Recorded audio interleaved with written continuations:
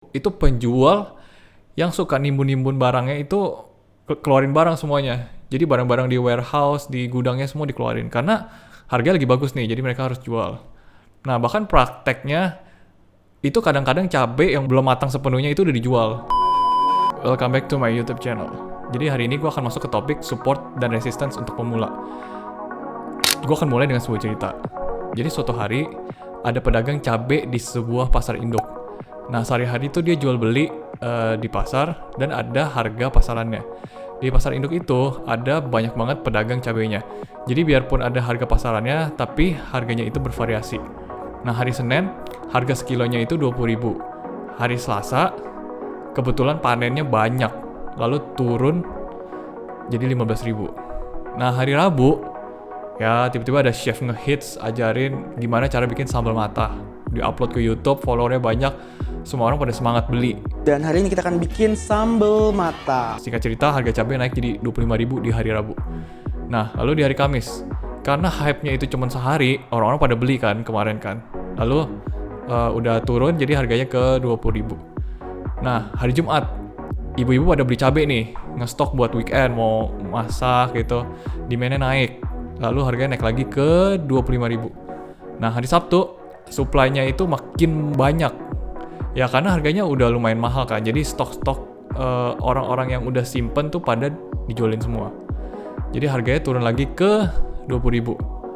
Nah, lalu hari Minggu, karena udah agak sepi, orang-orang udah males keluar, udah males ke pasar, lalu stok yang kemarin beli juga masih banyak, jadi harganya turun lagi ke 15.000. Nah, itu jadi intermezzo dikit pakai cerita dengan kehidupan sehari-hari. Nah, sesuai ilmu ekonomi, jadi kelangkaan itu bisa menyebabkan supply-nya menurun. Jadi harganya naik karena supply-nya turun kan. Jadi barang-barangnya semakin langka. Begitu pula sebaliknya. Jadi tadi itu terbentuk suatu level harga. Jadi udah 15.000 naik ke 20.000, naik lagi tertingginya itu di 25.000. Oke, 25.000. Nah, turun lagi terendahnya 15.000. Nah, jadi kesimpulannya apa sih? Jadi kita membentuk harga tadi terendah itu 15.000, tertingginya 25.000. Nah, itu yang disebut oleh technical analyst itu sebagai support dan resistance. Jadi 15.000 itu support, 25.000 itu resistance. Jadi di harga 15.000 atau harga terendahnya tadi, jadi orang-orang tuh berasa murah. Mau nge-stok lebih banyak untuk para pembelinya ya. Jadi mau nge-stok lebih banyak, mau beli buat cadangan di rumah. Dan harganya kalau udah sampai 25.000, itu penjual yang suka nimbun-nimbun barangnya itu keluarin barang semuanya. Jadi barang-barang di warehouse, di gudangnya semua dikeluarin. Karena harganya lagi bagus nih, jadi mereka harus jual. Nah, bahkan prakteknya itu kadang-kadang cabai yang belum matang sepenuhnya itu udah dijual. Nah, sama juga kayak beras nih. Beras ini sering banget nih. Jadi beras itu kalau pas panen raya itu paling cuman sekali sampai 2 kali setahun gitu kan. Nah, jadi pas panen raya itu supply beras itu tiba-tiba banyak. Harganya kan bakal turun nih kalau supply-nya banyak kan. Jadi orang-orang belum pada waktunya itu udah panen duluan supaya bisa dapat harga yang bagus tadi. Oke, jadi range harga itu terbentuk dari support sama resistance-nya. Jadi mantul-mantul ada support ada resistance. Nah, support itu sebagai harga terendah, resistance itu sebagai harga tertinggi dalam satu rentang waktu gitu. Nah, banyak banget penulis yang relate support sama resistance di economic term. Jadi disamain kayak ekonomi gitu ya. Nah, jadi samain support resistance itu sama kayak supply demand. Ya mirip-mirip sih, analoginya oke lah buat ngertiin market. Tapi kita tuh mesti tahu pergerakan saham itu nggak melulu tentang ekonomi. Jadi belakangan ini juga kalau kita baca di berita-berita gitu, jadi pada ngebahasnya tuh kenapa pergerakan saham itu atau stock market itu nggak sama loh dengan ekonomi. Yang satu naik, yang satu turun. Ekonomi terus turun tapi stock market terus naik. Nah, kalau kita belajar fundamental analysis, kita analisa financial sama bisnis modelnya dari company itu. Profile utangnya gimana, yang punya siapa, strategi kedepannya gimana untuk ngembangin bisnisnya. Jadi ada hubungannya sama ekonomi. Nah, kalau technical indicator itu berbeda dari kondisi perusahaannya atau yang dianut oleh fundamental analysis tadi dan dilihat dari forces at the work market itself. Yang artinya adalah melihat pergerakan harganya itu doang. Jadi technical analysis itu melihat pergerakan harganya. Oke, kalau kita pikir tentang supply demand, kita hubunginnya sama bisnis model.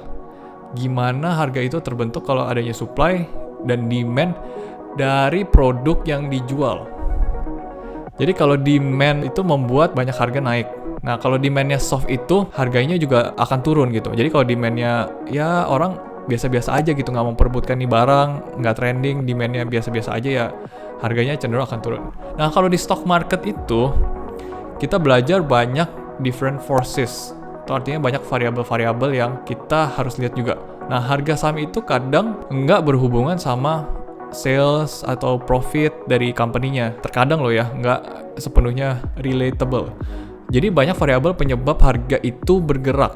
Nah, sering banget kejadian company-nya itu rugi, tapi harga sahamnya terus naik. Nah, gimana kalau untuk technical analysis sendiri atau analis-analis yang mempelajari technical analysis? Nah, mereka tuh nggak peduli sama supply demand produknya. Mereka peduli sama yang namanya support dan resistance tadi. Nah, sebetulnya bakalan laku berapa sih ini sahamnya gitu. Mereka tertarik sama ada yang namanya trading range atau rentang harga.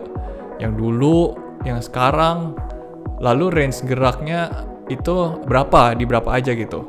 Ada level baru atau enggak, lalu ada profit taking atau enggak. Karena cenderung kalau misalnya harganya udah tinggi, itu orang-orang akan cenderung profit taking. Lalu ada overbought atau oversold, itu analisa momentum juga. Jadi ketika momen di mana orang-orang udah jenuh beli atau jenuh jual, itu namanya overbought dan oversold dan lain-lain. Oke. Jadi sebetulnya tuh gak ada hubungannya sama ekonomi. Oke, selanjutnya gue akan jelasin 3 cara untuk memakai support dan resistance untuk pemula yang kalian bisa aplikasiin di saham manapun gitu ya. Nah, yang pertama itu hal yang harus kita lakukan adalah find the trading range. Dengan kata lain, kita tuh harus mencari tahu dulu rentang harganya itu gimana. Kan tadi kayak cerita yang di awal tadi kan 15.000 ke 25.000. Nah, kita harus cari harga tertinggi dan terendahnya itu berapa. Nah, jadi kayak yang gue bilang tadi itu harus lihat level-levelnya di berapa yang paling rendah, yang paling tinggi. Abis itu kita baru tahu deh gampangnya level entry-nya tuh di berapa sih. Level untuk profit taking-nya di berapa sih. Jadi kalau kita masuknya di berapa, jualnya di berapa. Nah, ini gue kasih contoh di saham Telkom. Nah, ini kita bisa lihat ada supportnya di garis ini, lalu ada resistance-nya itu di garis yang ini. Jadi tiap kali harganya sentuh yang garis di bawah ini, nah ini kalian boleh beli. Nah, setiap kali harganya sentuh di garis yang atas ini, nah kalian boleh jual, karena itu rentang harga tertingginya. Oke? Lalu yang kedua, hal yang harus kita lakukan adalah follow the range, direction. Jadi kita mesti tahu range-nya ini dia cenderung naik apa turun sih gitu. Karena range ini selalu berubah, selalu dinamis. Nah, jadi kayak gue udah jelasin tentang tren yang di video yang ini. Nah, jadi gue bakal jelasin ulang sedikit tentang tren. Nah, kalau trennya itu misal lagi naik atau cenderung ke atas gitu kan. Jadi range-nya itu akan berubah dong. Karena dia harus mencari level yang baru, mencari range yang baru gitu. Misalnya harga pasarannya dari 1.000, 1.200. Lalu sekarang jadi 1.500 sampai 1.600. Nah, terus besoknya lagi harganya jadi 1.800 sampai 2.000. Nah, artinya kita tahu itu trennya lagi naik karena harganya cenderung range-nya itu naik kan gitu. Jadi kalau trennya lagi naik gitu, kita perlu hati-hati nih kalau kita mau jual. Kenapa? Karena barang itu tuh peminatnya lagi banyak. Orang-orang lagi rebutan barang gitu. Kalau kita jual ya nanti kita nggak punya barang untuk follow the range tadi gitu. Sekali lagi kita nggak ngomongin ekonomi loh. Nggak ngomongin minat produknya, tapi minat untuk sahamnya. Jadi sama juga kalau range-nya dia turun terus. Nah, hati-hati. Karena trennya itu lagi ke bawah. Akan terus tembus ke bawah karena kalau tren itu tuh nggak gampang berubah. Nah, ketiga hal yang kita bisa lakukan adalah prepare to swap position. Nah, maksudnya adalah support dan resistance itu bisa tukar posisi seiring berjalannya waktu. Jadi kalau harganya tadi range-nya 1.500 sampai 2.000 gitu misalnya. Nah, habis itu tiba-tiba harganya naik jadi 2.500 secara mendadak. Atau karena hype. Atau tiba-tiba ada berita. Nah, habis itu hype-nya hilang nih. Pembelinya udah nggak ada lagi karena harganya udah semakin mahal. Ya udah, habis itu harga barangnya turun lagi karena selalu akan berputar gitu. Nah, ketika dia turun balik lagi ke 2.000 gitu, nah orang berasa ada yang murah karena sempat menyentuh 2.500 jadi bisa turun lagi ke 2.000. Nah, ketika 2.000 kecenderungannya lebih murah karena tadi harganya pernah nyentuh 2.500 kan. Lalu turun lagi ke 2.000. Jadi ini kayak semacam diskon 500 gitu kan. Jadi resistansinya itu menjadi level supportnya sekarang. Begitu juga sebaliknya, support itu bisa loh menjadi resistance gitu. Nah, support menjadi resistance atau resistance menjadi support itu bisa terjadi kalau adanya breakout.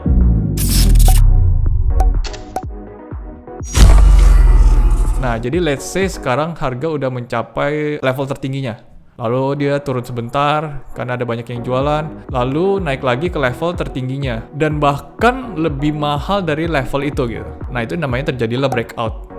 Jadi harganya tembus atas, diperjualbelikan lebih tinggi. Sama kayak orang bilang misalnya kayak jerawat gitu, breakout. Artinya kan udah timbul gitu, udah keluar. Nah, breakout itu bisa kita lihat kekuatannya juga. Nah, balik lagi ke jerawat nih. Kan ada yang timbulnya dikit, ada yang timbulnya banyak gitu kan. Kalau breakoutnya itu kuat, nah biasanya itu harganya naik signifikan dari level tertingginya. Nah, biasanya kalau yang nggak kuat itu, dia paling banyak naik ya 2-3% lah, habis itu langsung ya ciut gitu, langsung turun. Nah, sisanya di atas itu disebut breakout yang kuat. Maksudnya di atas 2-3% itu tadi gitu. Tapi sekali lagi ini tuh nggak ada benchmarknya, nggak ada aturan bakunya. Ini cuma bisa dilihat secara visual gitu. Nah, oke, jadi kita tuh udah belajar ketiga poin tadi. Yang pertama adalah find the trading range, yang kedua follow the range direction, dan yang ketiga prepare to swap position. Nah, coba kita aplikasiin ketiga hal itu di saham nih. Ini ada contoh saham Astra sewaktu tahun 2009 awal. Nah, pertama kita cari dulu nih di berapa trading range-nya. Lalu kita gambarin range atas dan range bawah. Lalu kita udah dapet range-nya. Jadi kita tahu si Astra ini tertingginya di 1370 dan terendahnya di 1020. Lalu berjalannya waktu, oke, kita flashback dikit ke belakang, akhir 2008. Ternyata di level sekarang ini range direction-nya ini cenderung naik. Nah, kita bisa masukin deh untuk yang step kedua tadi, follow the range direction. Nah, jadi ketika kita udah tahu arahnya cenderung ke atas, jadi kita siap-siap untuk beli. Tapi tunggu dulu, kita masih perlu lebih banyak bukti.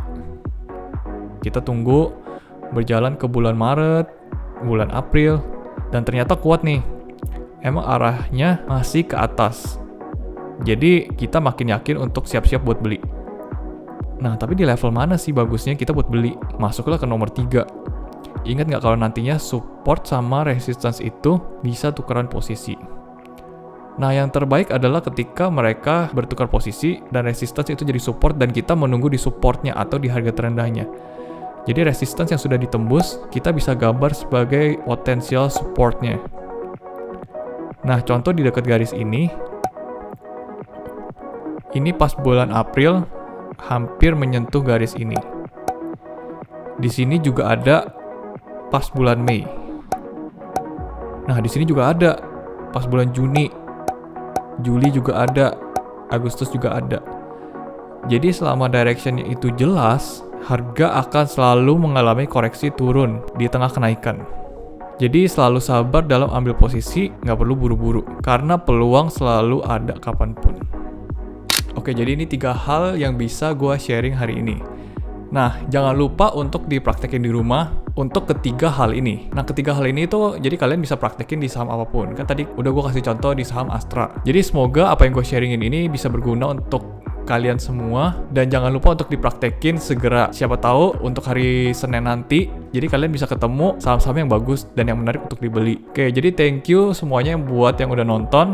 Jangan lupa untuk subscribe, like, komen. Jika ada ide-ide yang mau gue sharingin untuk lain kali, jadi kalian bisa share di komen apapun yang berhubungan dengan investasi saham tentunya. Oke, jangan lupa share untuk teman-teman yang mau belajar investasi saham.